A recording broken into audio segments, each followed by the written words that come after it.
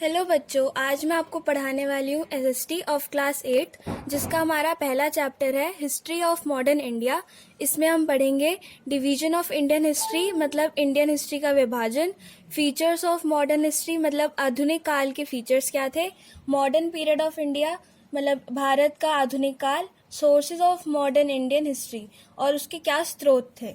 ठीक है, अब आप देख सकते हैं ये टेबल जो है इसमें आपको दिख रहा है कि 3000 बीसी और बर्थ ऑफ जीसस क्राइस्ट मतलब ये भी बीसी में ही आएगा, बिफोर क्राइस्ट। ये है एंशियंट हिस्ट्री हमारी, यानी इंडस वैली सिविलाइजेशन, वैदिक period, middle kingdoms of India मतलब जो वहाँ के किंगडम्स थे, जो वहाँ के साम्राज्य थे। ठीक है, वो आएंगे हमारे बीसी में, यानी मौर्यास और ये सब जो थे वो सब हमारे आएंगे बीसी में। उसके बाद हमारे जीसस क्राइस्ट का बर्थ हो गया और उसके बाद के जो पीरियड थे वो हमारे सारे एडी में आ गए, तो यानी 700 एडी टू 1750 एडी ये हमारा था सल्तनत पीरियड, मुगलों का पीरियड था, ये हमारा आएगा मेडिवल पीरियड में। और फिर हमारा आता है 1750 एडी से 1947 एडी, ये हमारा है मॉडर्न पीरियड। इसमें हमारे आए थे ब्रिटिश आए थे हमारे इंडिया में, तो ये हमारा हो गया 600 सीई टू 1000 बीसी, ये हमारा चला था पूरा एंशियंट हिस्ट्री। फिर हमारी 1206 एडी टू 1526 एडी ये हमारा चला था मुगल एम्पायर। और फिर हमारे जाके मॉडर्न पीरियड चालू हो गया था, जो हमारा चालू हो गया था 18th सेंचुरी से। ठीक है, अब हमारा अर्ली मेडिवल पीरियड यानी प्राचीन मध्यकालीन पीरियड जो था वो हमारा था 700 एडी। और जो हमारा लेटर जो अभी का जो था जो खत्म हुआ, एंड हुआ, वो हमारा खत्म हुआ 18th सेंचुरी में, और वो जब शुरू हुआ 19, और जो मॉडर्न पीरियड था वो हमारा खत्म हुआ 1947 एडी में। In the previous classes we have read about the ancient and the medieval period of Indian history. हमने अपने पिछली क्लासेस में एंशियंट हिस्ट्री यानी प्राचीन काल और मेडिवल पीरियड यानी मध्यकालीन काल के बारे में पढ़ा था, हमारे भारत के इतिहास के बारे में। In this chapter we are going to study the period beginning from 18th century. अब इस चैप्टर में हम पढ़ेंगे जो पीरियड हमारा, जो काल हमारा स्टार्ट होता है 18th सेंचुरी से। हमारी 18th सेंचुरी कौन सी होगी? 1701 से 1800 तक की जो हमारी जो साल होंगे 100 साल, उसे हम 18th सेंचुरी कहेंगे। तो अब हम पढ़ेंगे division in Indian history. whenever we talk about the history of a country we divide it into ancient, medieval, modern. जैसे कि मैंने आपको यहाँ पे डिवाइड करके बताया था ये पीरियड, वैसे अगर हम किसी कंट्री का अगर इतिहास के बारे में बातें करेंगे तो हमें पता चलेगा कि जो उस कंट्री का जो इतिहास है वो 3 भागों में बटा हुआ है, एंशियंट यानी प्राचीन, मेडिवल यानी मध्यकालीन और मॉडर्न यानी आधुनिक काल। ठीक है, over the last 2 years we have been introduced to ancient and the medieval period of Indian history। पिछले 2 क्लासेस में हमने प्राचीन और मध्यकालीन इतिहास, भारत के इतिहास के बारे में जान चुके हैं। This year we shall learn about the modern period of Indian history। अब इस साल में हम पढ़ेंगे हमारे भारत के इतिहास के आधुनिक काल के बारे में। This is usually considered to begin with the conquest of India by the British in the 18th century। अब ये हमारी कहाँ से स्टार्ट होती है? ये स्टार्ट होती है जब ब्रिटिश ने इंडिया पर विजय पाई थी, मतलब इंडिया पे आके रूल करना स्टार्ट कर दिया था। Extending till India became independent and in the year 1947। और ये मॉडर्न पीरियड कब तक चला था? जब तक इंडिया ने स्वतंत्रता ब्रिटिश से पानी ली थी 1947 में। The major divisions in Indian history mark how the society यानी समाज, इकोनॉमी, अर्थव्यवस्था, कल्चर, संस्कृति and politics राजनीति of one period differed from that of previous। मतलब कि अब ये हमारा जो भारत के इतिहास है वो अर्थव्यवस्था मतलब समाज में, अर्थव्यवस्था में, संस्कृति में और राजनीति में हमारा ये जो इंडियन हिस्ट्री है वो डिवाइडेड है, जो मॉडर्न पीरियड की थी। Of one period deferred from that of previous और सक्सीडिंग पीरियड। पहले के पीरियड की वो अलग थी और जो आगे का पीरियड आने वाला है उसमें भी वो अलग होती थी।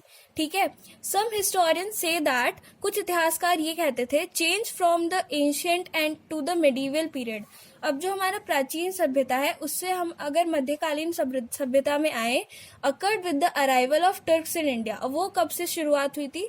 जब जो तुर्क्स थे वो इंडिया में उनका आगमन हुआ था, तब से हमारा जो मध्यकालीन काल है वो हमारा चालू हुआ था प्राचीन काल से।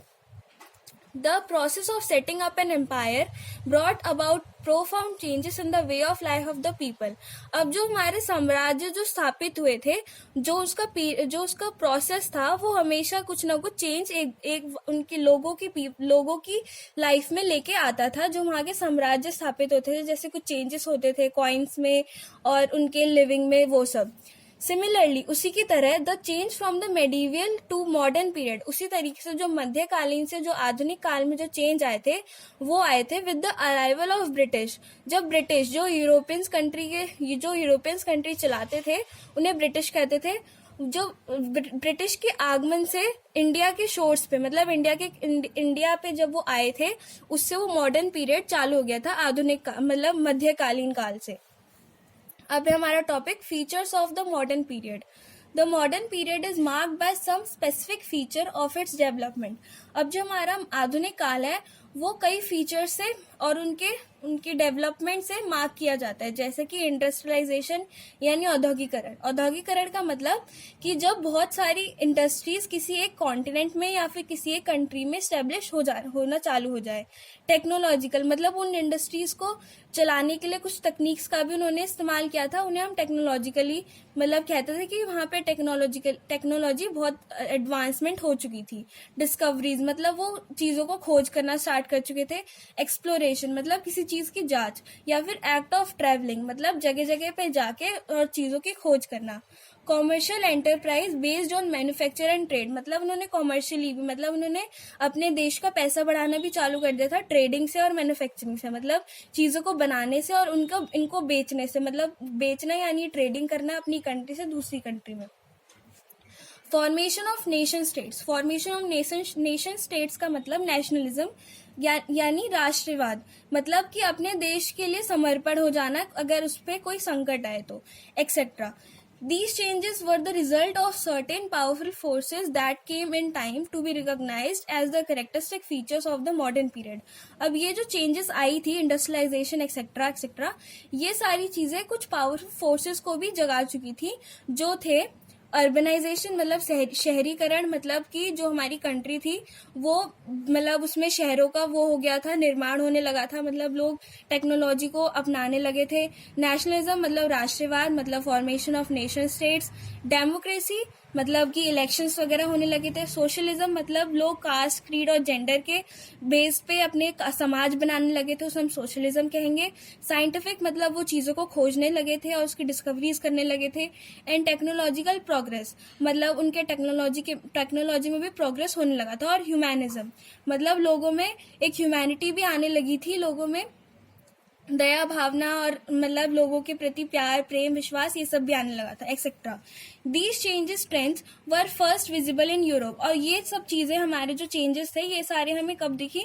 ये सारी चीज़ें हमें यूरोप में सबसे पहले दिखी।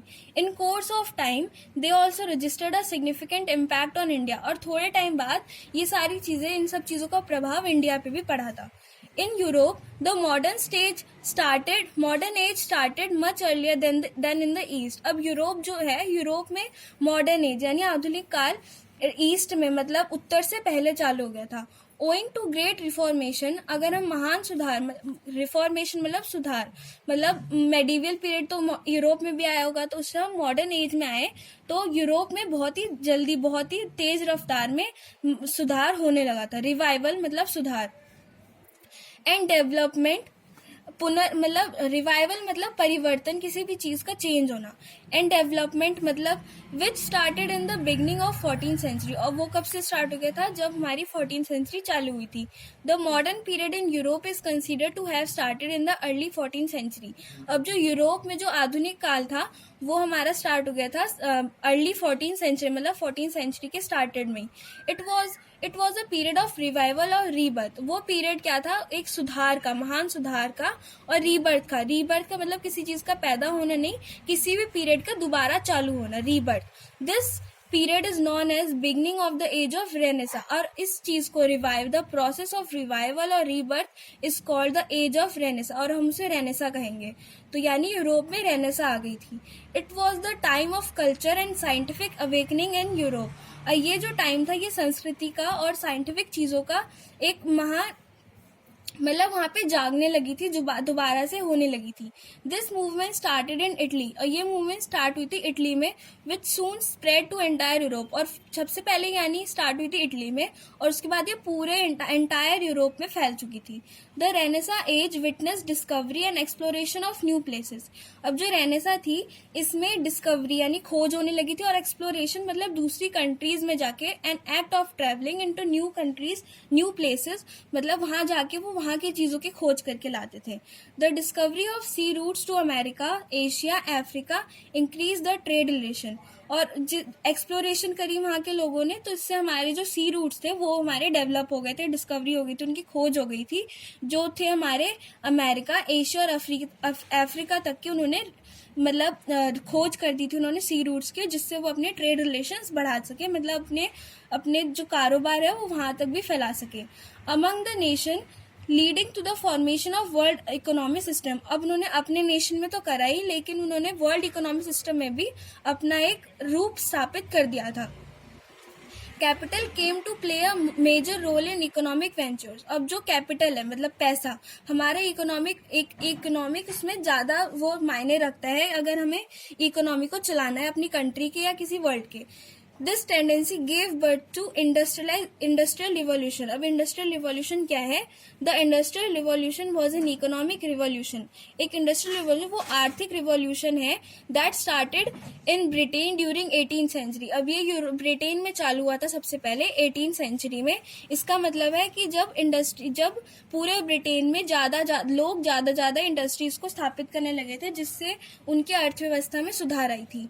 This tendency gave birth to industrial revolution later in the 18th century in England. अब ये कब स्टार्ट हुई थी? 18th सेंचुरी में इंग्लैंड में। As a result of industrial revolution, अब इसका जवाब क्या मिला? Capitalism emerge as the basis of economy.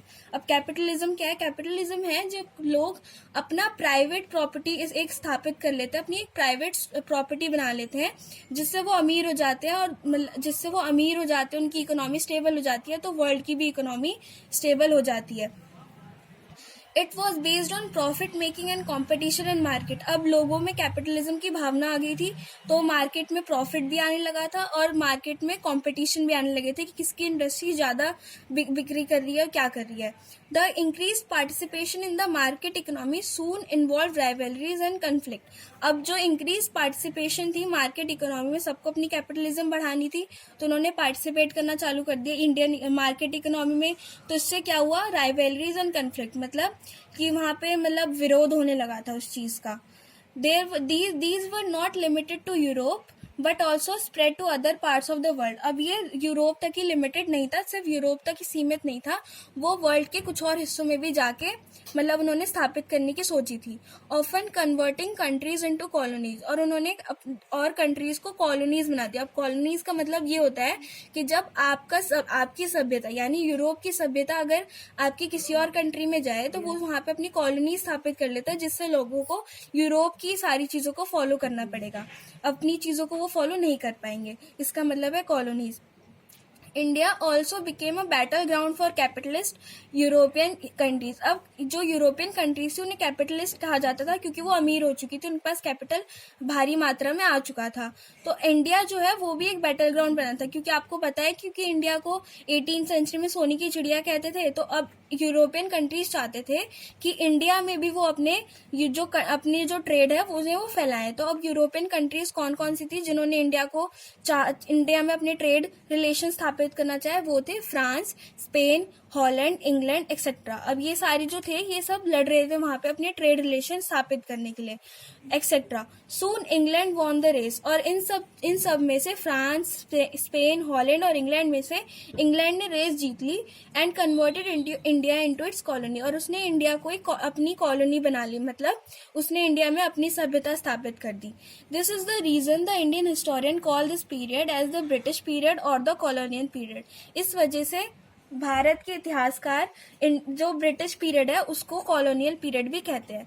अब जो आगे की चीजें हैं, जो आगे का चैप्टर है, वो मैं आपको आगे दूसरी क्लास में समझाऊंगी। और अभी इस चैप्टर को आप जहां तक मैं आपको पढ़ा चुकी हूँ उसे आप रिवाइज करो। कोई भी डाउट हो तो आपके पास जो नंबर है उस पर कॉन्टैक्ट करो। Thank you.